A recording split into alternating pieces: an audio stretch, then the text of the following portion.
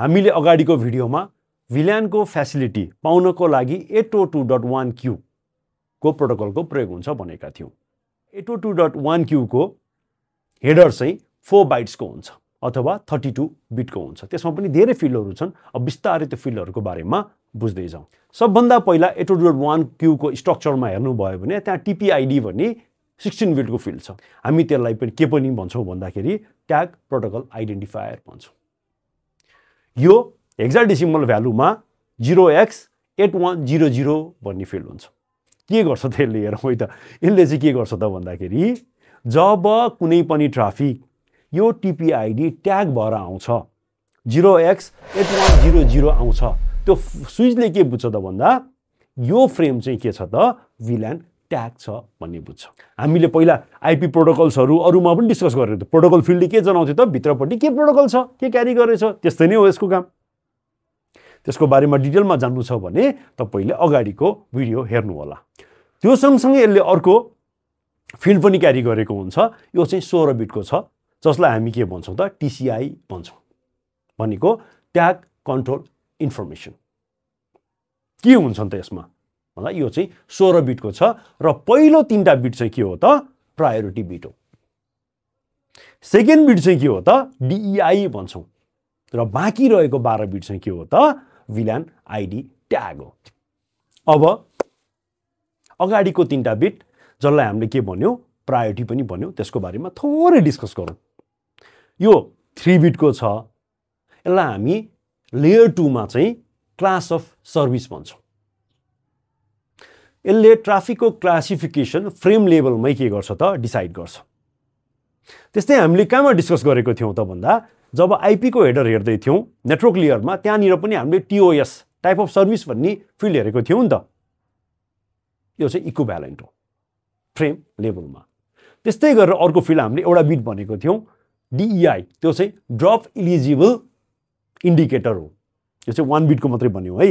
यसले चाहिँ के गर्छ त भन्दाखेरि कन्जेसन भएको बेलामा ट्राफिक एकदम प्याक भएको बेलामा कुन चाहिँ फ्रेमलाई पहिला ड्रप गर्ने भन्ने कुरा निर्धारण गर्छ। यदि यो फिल्ड 0 छ भने कन्जेसन बेलामा यो ट्राफिक चाहिँ सेफ छ। तर यदि कसैले 1 ट्याग गरेर पठाएको छ भने त्यस्तो कन्जेसन भएको बेलामा चाहिँ यो चाहिँ के हो त इलिजिबल हो है। सबभन्दा पहिला चाहिँ यो नै ड्रप हुन्छ भनेर उल्ले के गर्दछ भन्दछ। भनेको सिम्पल भाषामा भन्नुपर्दा कन्जेसन हुँदा कुन फ्रेमलाई पहिले ड्रप गर्ने भन्ने कुरा यो फिल्डले तय गर्छ। अब बाँकी रह्यो हाम्रो VLAN को ट्याग फिल्ड। जुन चाहिँ कतिको छ त 12 बिटको छ। 2 to the power 12 गर्नु भयो भने हामीले टोटलमा 4096 वटा VLAN पाउन सक्छौं। त्यति हो है VLAN पाउने। किनभने फिल्ड नै कतिको छ त 12 बिटको छ। अब हामीलाई 802.1q प्रोटोकलले दुईटा किसिमको पोर्ट क्रिएट गर्न सकिन्छ स्विचमा। ती पोर्टहरु हुन् एक्सेस पोर्ट र ट्रङ्क पोर्ट। अब यसको बारेमा अलिकति डिप डाउन गरौँ है त। सबभन्दा पहिला जाउँ एक्सेस पोर्टको डिस्कसन गर्न। एक्सेस पोर्टमा हामीले एउटा पोर्टमा एउटा मात्रै VLAN के गर्न सक्छौं त असाइन गर्न सक्छौं अथवा ट्याग गर्न सक्छौं। मैले कुनै इन डिभाइसेसलाई ल त्यो पोर्टमा जोडे भने अब तिमी चाहिँ ग्रीन VLAN भयो है अथवा कुनै 100 नम्बरको VLAन हो है भनेर मैले के गर्न सक्छु त ट्याग गर्न सक्छु। र जहिले पनि इन्ड युजर डिभाइसेसबाट कम्प्युटरबाट ट्राफिक आउँदाखेरि उले के गर्छ त्यो VLAन ट्याग गरिदिन्छ। फर एक्जाम्पल 100 ट्याग गर्छ। र यदि कुनैमा ट्राफिक जाँदाखेरि चाहिँ के गर्छ त उले त्यो VLAन को ट्याग निकाल्दिन्छ।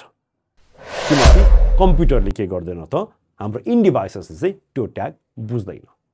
अब अर्को पोर्ट छ ट्रङ्क पोर्ट। ट्रङ्क पोर्ट चाहिँ यस्तो पोर्ट हो जसले चाहिँ मल्टिपल VLAनलाई क्यारी गर्दछ।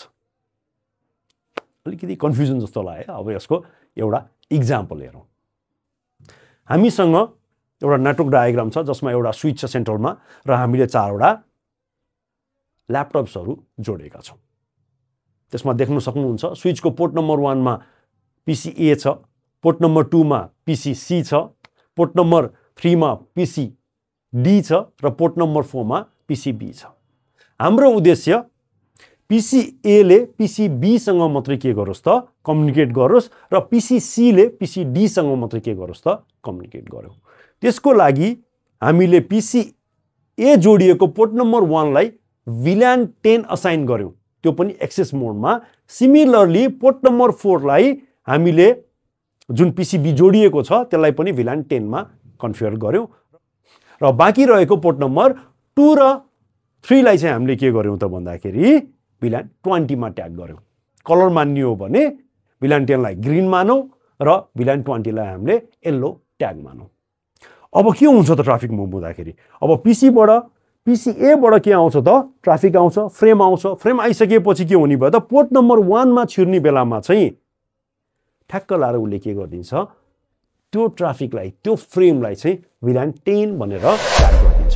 हामीले 802.1 क्यू को फ्रेम हेरेको थियौं नि त, त्यो 12 बिट मध्ये हामीले VLAN 10 को चाहिँ नम्बर हाल्दिन्छ उसले। भनेपछि अब के भयो त? उसले एउटा ग्रीन ट्याग भिर्यो, 10 भिर्यो र अब त्यो VLAN 10 बाहेक अरु कुनैसँग पनि के गर्न सक्दैन त? कम्युनिकेट गर्न सक्दैन। अब त्यो ट्राफिक कहाँ जान्छ त? पिसी बी जुन चाहिँ पोर्ट नम्बर 4 मा जोडिएको छ त्यहाँ जान्छ। त्यहाँ गइसकेपछि अब इन्ट्रेस्टिङ हेरौँ है। पोर्ट नम्बर 4 पनि के हो त? VLAN 10 हो र त्यसले के गरिदिन्छ? त्यो फ्रेमलाई अनट्याग गरिदिन्छ। जस्तो पिसी ए बाट फ्रेम क्लीन निस्केको थियो, यहाँ क्लीन आएको थियो, त्यसरी नै पिसी बी मा जाँदाखेरि त्यो फ्रेम निस्केर जान्छ।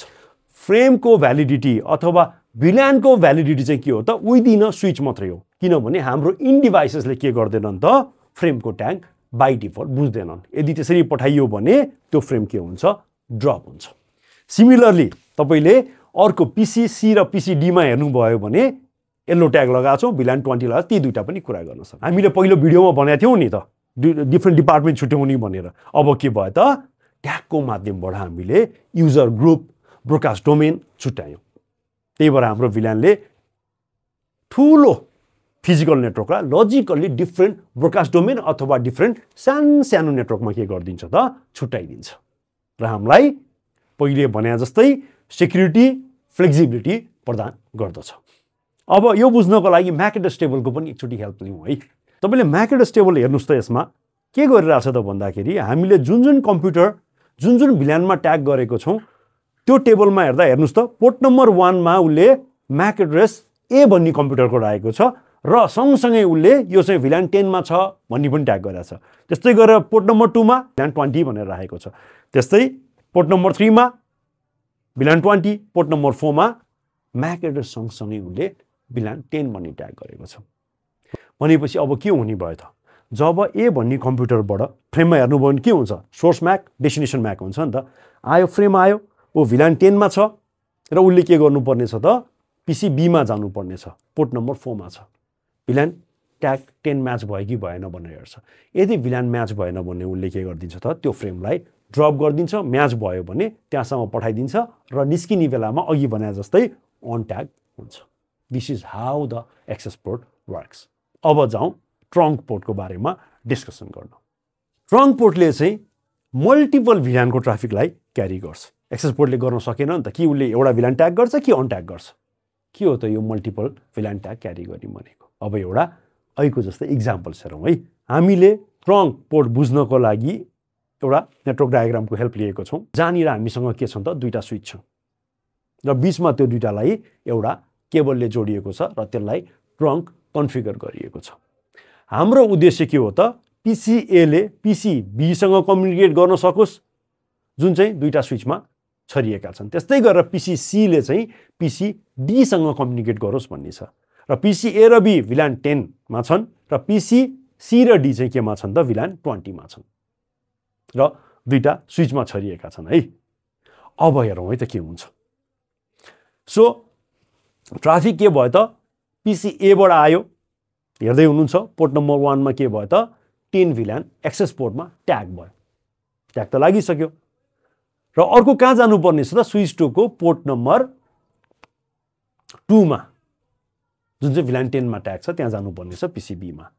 अब त्यहाँ जान्छ, ट्याग भइसकेपछि स्विचको थ्रुबाट उसले के देख्छ त? पिसी बी को MAC एड्रेस चाहिँ पोर्ट नम्बर 24 मा देख्छ। भनेपछि के थाहा पाए त? अब 24 पोर्टबाट म निस्किनु पर्ने रहेछ भनेर थाहा पायो र त्यहाँ पुग्यो है।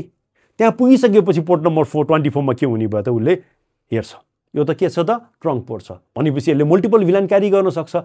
त्यो जस्तो ट्याग भएको छ त्यसलाई केही पनि चेन्ज नगरिकन कहाँ जान्छ त अब त्यो पोर्ट नम्बर 24 अफ स्विच 2 मा जान्छ र VLAN ट्याग केही पनि चेन्ज भएको छैन है। त्यहाँ गइसकेपछि फेरि उसले के हेर्छ त MAC एड्रेस टेबल हेर्छ। हेरेपछि के देख्यो त मैले जानुपर्ने कम्प्युटर B को MAC एड्रेस चाहिँ केमा रहेछ त पोर्ट नम्बर 2 मा रहेछ है। त्यो पनि केमा छ त VLAN 10 मा नै छ। अब म कम्युनिकेट गर्न सक्छु भनेर त्यहाँ जाने भयो। त्यस्तै गरेर कम्प्युटर C को ट्राफिक जुन VLAN 20 मा ट्याग छ फेरि केमा पुग्छ त पोर्ट नम्बर 24 मा पुग्छ। 24 केमा छ ट्रङ्क छ। ट्रङ्क भएपछि मल्टिपल VLAN पास हुन सक्यो। उसको पनि त्यो VLAN ट्यागलाई प्रिजर्भ गरेर केही पनि चेन्ज नगरिकन उसले केमा पठाइदिन्छ त पोर्ट नम्बर 24 अफ स्विच 2 मा पठाइदिन्छ। भनेपछि त्यहाँ पनि उसले के देख्यो त मेरो D भन्ने कम्प्युटर चाहिँ कहाँ रहेछ त पोर्ट नम्बर 1 मा रहेछ। अब म त्यहाँ जान सकेँ किनभने त्यो MAC एड्रेस टेबलमा VLAN 20 मा छ। अब यसमा थोरै सोचौँ है त हाम्रो जुन बीचको केबल छ नि त्यसलाई ट्रङ्क पोर्ट नगरेर एकचोटि एक्सेस पोर्ट ट्याग गरौँ है त। मैले के गरिदिएँ र त्यसलाई पनि एक्सेस बनाइदिएँ अरे र एक्सेस VLAN 10 बनाइदिएँ अरे। अब के हुन्छ ट्राफिक हेर्नुहोस् है। PCA बाट आयो 10 ट्याग भयो ठिक छ। अब के भयो उसले 24 मा त्यो MAC एड्रेस लर्न गरेको देख्छ VLAN 10 मै छ गुड। के हुने भयो त अब तर एक्सेस पोर्टमा के हुन्छ बाहिर निस्किँदाखेरि त्यो के हुन्छ त अनट्याग हुन्छ। जान सक्यो मजाले गयो अनट्याग भएर क्लिन भएर गयो है। र पोर्ट नम्बर 24 मा पनि के भयो त मैले 10 नै कन्फिगर गरेँ।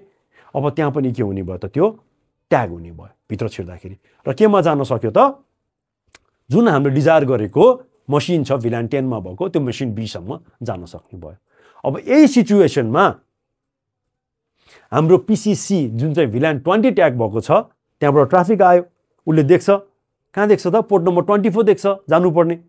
तर के छ त port number 24 is Rangli tag अथवा एक्सेस पोर्ट ट्याग छ 10 मा। अब के भएन त त्यो फ्रेम त्यहाँबाट जान सक्दैन र यो के हुन्छ त ड्रप हुन्छ। भनेपछि ट्रङ्क भएर मात्रै के गर्न सक्यौँ त हामीले मल्टिपल VLANलाई क्यारी गर्न सक्यौँ। पक्कै पनि तपाईहरुले एक्सेस र ट्रङ्क पोर्ट बुझ्नुभयो होला। अब यसको प्र्याक्टिकली कसरी स्विचमा इम्प्लिमेन्ट हुन्छ हामी सिस्को स्विचको इक्जाम्पल लिएर अर्को भिडियोमा चाहिँ हामी डिस्कस गर्नेछौँ र कन्फिगरै गर्नेछौँ है। जानुभन्दा अगाडि एउटा प्रश्न छ है तपाईहरु ट्राई गर्नु होला। यहाँ तपाईले देख्नुभयो भने यहाँ दुईटा स्विच छ र दुईटा कम्प्युटर जोडिएको छ। PCA स्विच A को पोर्ट नम्बर 1 मा VLAN 10 मा छ एक्सेस मोडमा। PCB स्विच 2 को पोर्ट नम्बर 1 मै छ तर VLAN 20 ट्याग गरिएको छ। यतापट्टि 10 ट्याग छ उतापट्टि 20 छ एक्सेस मोडमै र बीचको पाथ चाहिँ के छ त एक्सेस मोडमा छ। 24 पोर्ट जुन चाहिँ ट्रङ्क नबनाएर हामीले एक्सेस बनायौं 24 पोर्टलाई VLAN 10 मा ट्याग गरिएको छ। उतापट्टिको स्विच 2 को 24 पोर्टलाई चाहिँ VLAN 20 मा ट्याग गरिएको छ।